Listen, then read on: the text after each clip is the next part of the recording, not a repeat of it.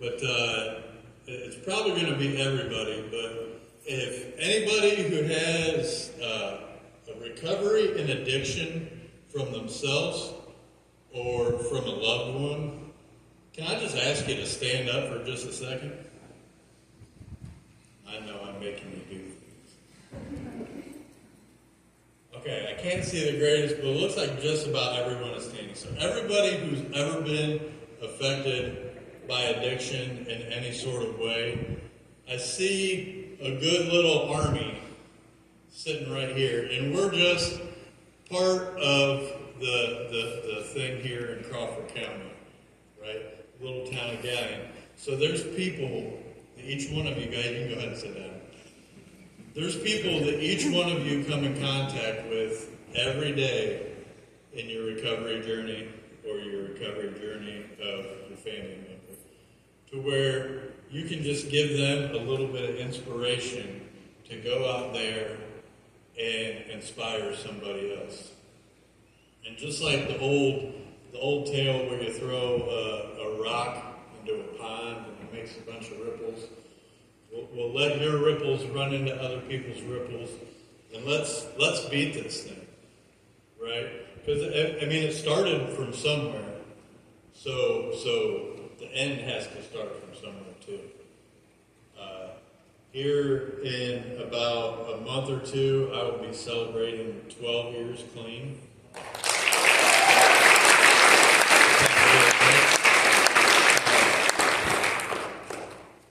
Relapse is part of my recovery journey, but not relapse in maybe the way that you're thinking. A couple of years ago, something happened that really just made me like introvert. I mean, I'm not a huge people person anyway, but just something that just affected my journey and my steps 10 through 12 journey, my giving, my sharing. And I had to come to a realization that I'm not going to let that affect me anymore. So I want to jump back in the fight, right? And we all gotta fight to each other.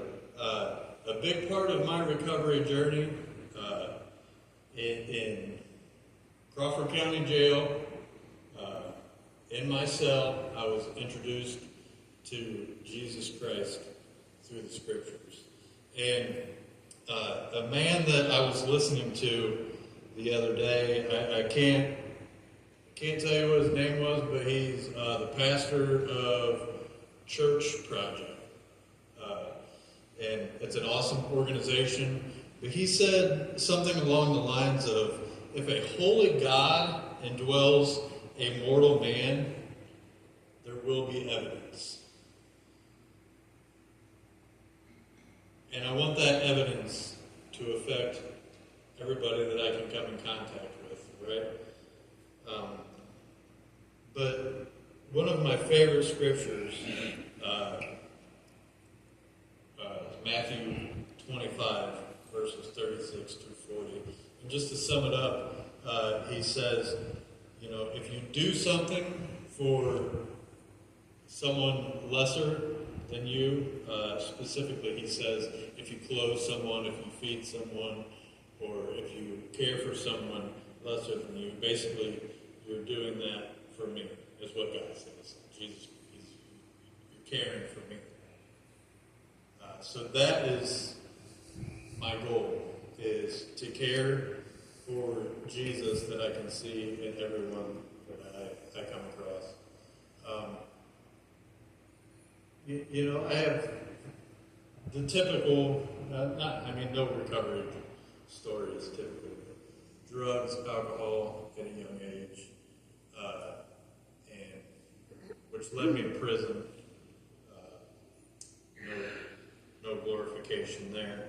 But prison is where I met Jesus, right? And one of the most important parts of my story is when I was released from prison, I let the devil get the best of me, and I tucked my Bible up under my arm, and I said, God, it's just going to be me and you, and I want to go to the church where I'm going to be judged. And very shortly after that, old habits die hard. And I fell right back into it. And the church and the people in the church is where I find my solace. So the people that you find your solace from, anybody out there in recovery, you need to lean on those people. Because if they truly care for you, they're going to lean right back into you. And you're probably going to see that they might need you too. So lean on each other. So my name is Megan. I am not as good as him, and I have to read mine, so... I never thought addiction would be part of my story. I grew up in a loving nuclear family, the middle child. I was the kid who won the Dare t-shirt contest in elementary school. I had dreams of joining the Marines after high school. But life had other plans. I found out I was pregnant, and suddenly I was a single mom trying to figure it all out. A few years later, I was pregnant with my second child and close to graduating nursing school. I worked hard, gave my kids everything I could, and tried to keep up with the world around me. On the outside, I looked like I had it all together, but inside I was crumbling. There was a void I couldn't fill, no matter how hard I tried. I drank to escape, chased relationships to feel wanted, and buried myself in work to feel worthy. Nothing worked. Then came a hospital stay for a kidney infection. Too many Starbucks energy drinks, of all things. I was discharged with a prescription of Vicodin. That pill felt like relief, like silence, like something that filled the emptiness. But it didn't stop there. Soon I was using heroin and fentanyl. By 30 I was addicted, and within a year I lost everything. I didn't know where to turn, so I turned to the only place I thought might help, my dealer. That decision led me to an arrest for an OVI on Labor Day weekend. My turning point came in a jail cell when I cried out to God. I didn't know what I wanted. I just knew I had nothing left. And he showed up. He'd always been there. I just hadn't seen him. After a brief stay at a sober living, a few trips to the psych ward, and then finally to an inpatient recovery center, I was on the start of my recovery journey. He started placing people in my life who didn't see me as a problem to fix, but as a person worth loving. People who invited me into their homes, not out of pity, but because they saw me. People who took me out for coffee, who listened, who made a space for me when I felt like I didn't belong anywhere. Their kindness cracked something open in me. It reminded me I was still human, still worthy, still loved. But early recovery was brutal. I was asked to sign custody of my daughters over. They were 8 and 12. I had spent every single day with them until I left to go get clean. My oldest was angry. My youngest didn't quite understand. I remember my youngest visiting me in rehab, and I clung to her like my life depended on it. The shame and guilt was unbearable. A few days before I was supposed to sign papers, I tried to save my own life. I spent the day making pizza with my youngest, and then I intentionally overdosed. My grandfather, mother, and my daughter were there. EMS gave me Narcan, and it saved my life. I was looking for a permanent solution to a temporary problem. I know if Narcan hadn't been there, if family hadn't been there, I wouldn't be here today. God was working, even when I couldn't see it. Even when I didn't believe I deserved it. He filled the void I had been trying to fill my whole life.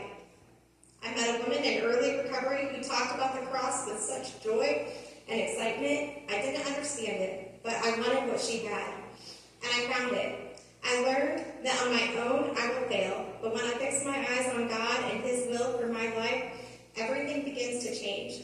That same excitement she had, I now carry.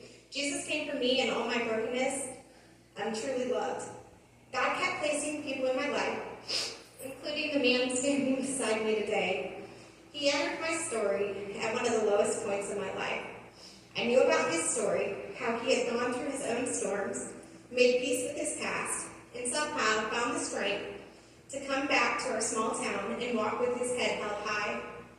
When He saw one of my unfiltered emotional posts on social media.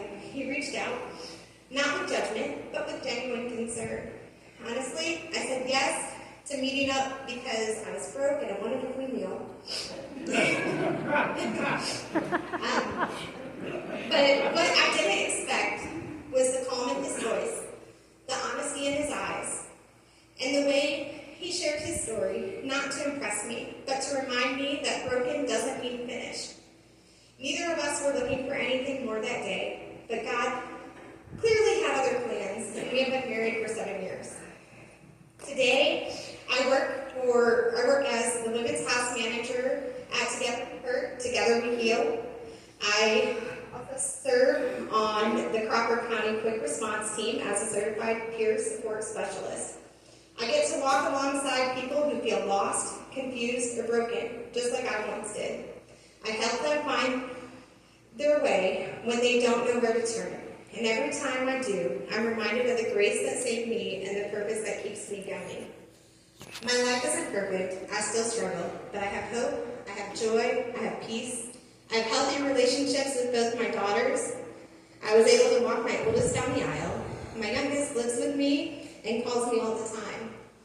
Both my kids volunteer in organizations that address addiction.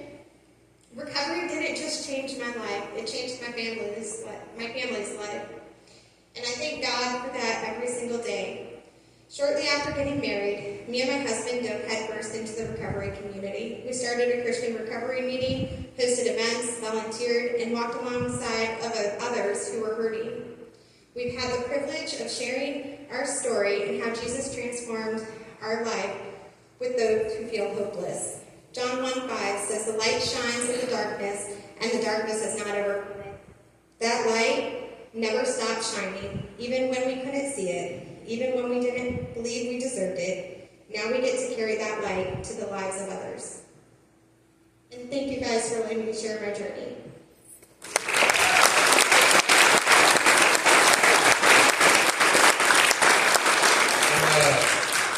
He said something about light, and she said something about light. And just think about it. The light of recovery can shine into the darkness, but darkness cannot shine into the light of recovery. So take your light and shine it on.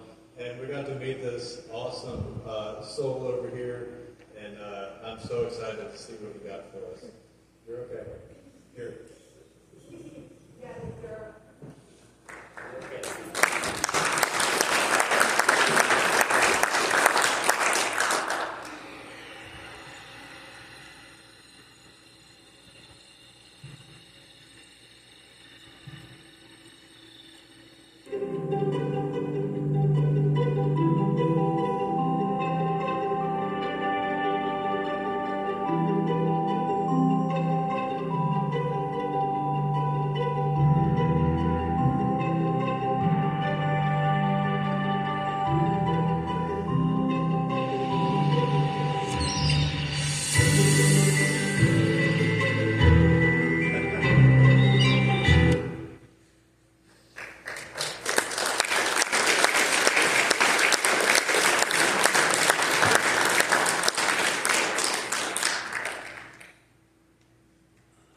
Try and speak without, bursting into tears.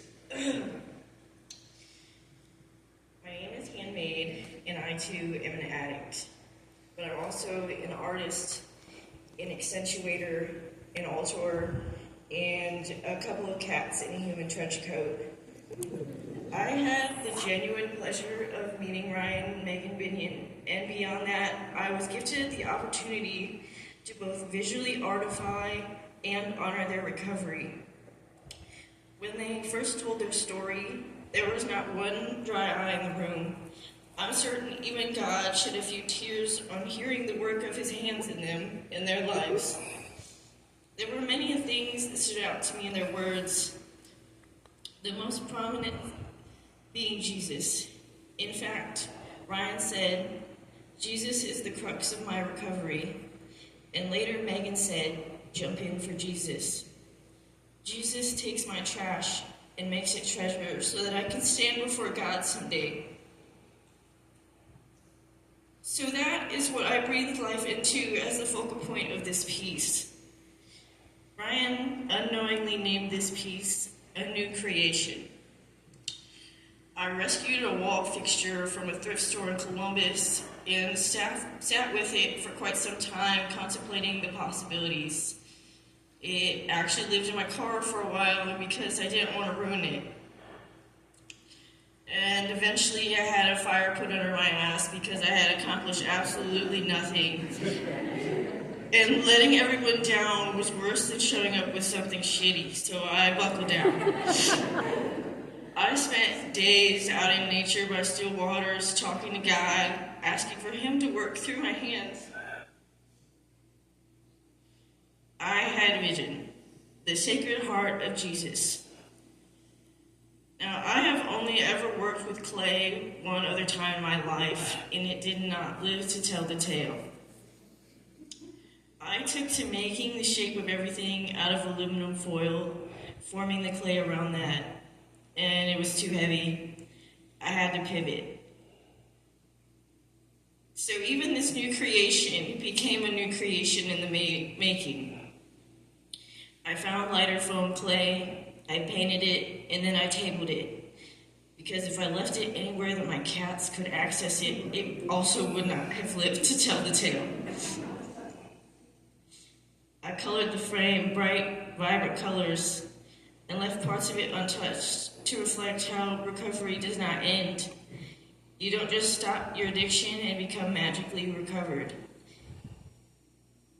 Addiction is deeply ingrained in your habits, your thoughts, your emotional regulation or lack of it.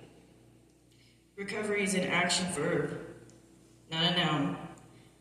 The work is always there to be done, and some pieces, parts, and layers aren't colored, covered, or even touched. Now, I'll be transparent with you and say that that is all that I could say before getting up here, so I'm just winging it now. So this is coming from my heart. The Bible at the top actually came from when I myself was in jail. Much like Megan, I never believed that I would end up in jail. And I did. I spent 50 plus days in there. I've opened the Bible to 2 Corinthians chapter 5, where it talks about being made a new creation because of Jesus. I went to IHOP, which is the location of the free meal, and I get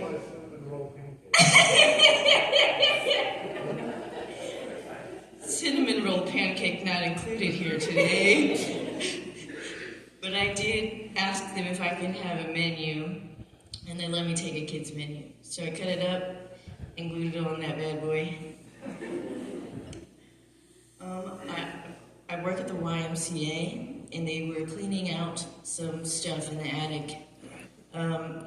So I feel like a lot of dominoes had to fall in your, stories, alone and together, for Jesus really to work through you.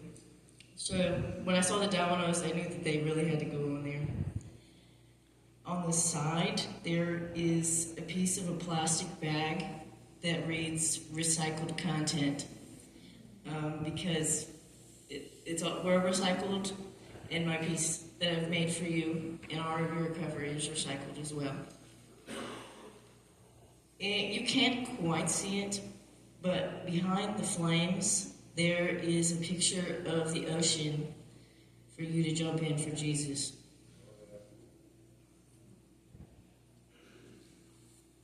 And I really hope that what you see before you is a reflection of the beauty that has come out of your faith.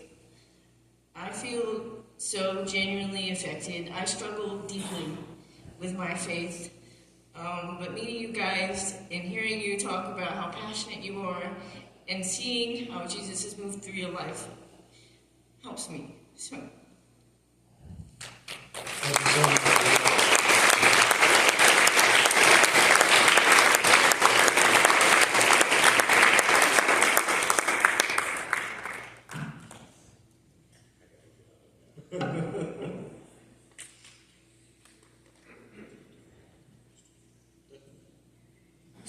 Stay right here.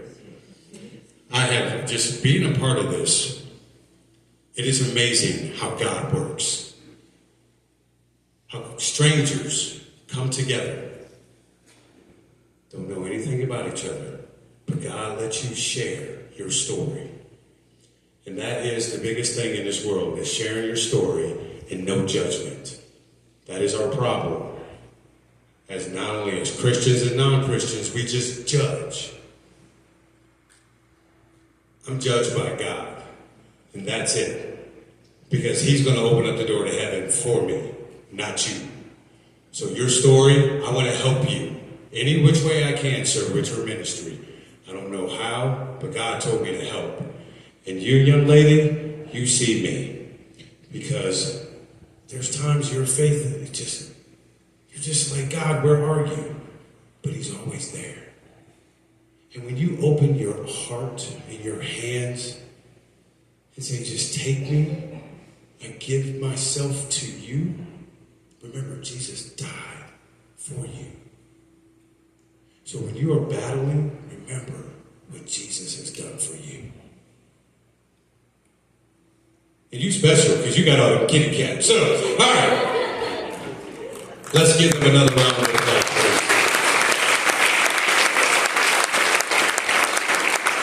Okay, we're going to get to the next one. I said I wasn't going to preach, but when I hear people talking about God, I just can't help it. Because this is a very amazing thing.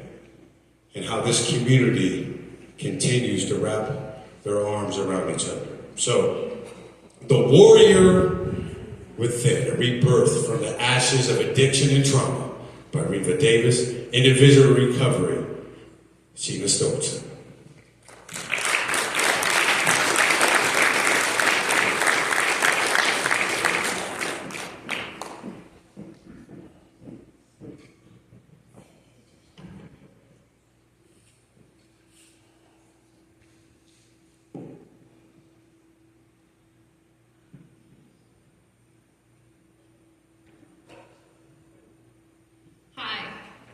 I'm Sheena, and I'm 36. Today I have exactly 2 years and 3 months sober.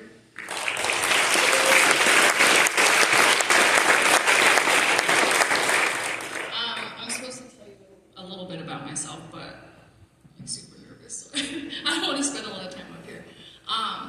So I was born in Cheyenne, Wyoming, to what most people would call like a broken home. Young parents, absentee dad. I was aware of who he was, but he just wasn't there. I'm the oldest of 5 between both of my parents. That being said, I had to grow up far quicker than I should have had to. My mom did the best that she could with what she knew, and I'm not angry at her anymore for not having the capability to teach me a better way. I started using drugs at a very young age. I had like the typical teen years, like party through high school. My mom left to go back to Cheyenne when I was 17, and my life kind of went downhill from there. I was introduced to opiates at 21, and that was the beginning of the end of the Sheena that I used to be. I absolutely destroyed 15 years of my life. I didn't feel anything anymore. No pain, depression, loneliness, but it also stopped me from feeling joy and happiness and love. I just kind of existed and watched my life go by. I went to rehab multiple times, but the saying, "you won't quit until you were ready," rang true for me. I couldn't get it right. I think my heart was ready, but my head was terrified of the consequences of letting all the feelings back in. I was tired, like soul tired. I could feel it in my bones. I just wanted it to be over. I used to pray to God to just take me away because I couldn't make the right decision. And I was answered, but not the way that I expected. I had an olive branch. I got caught in the crossfire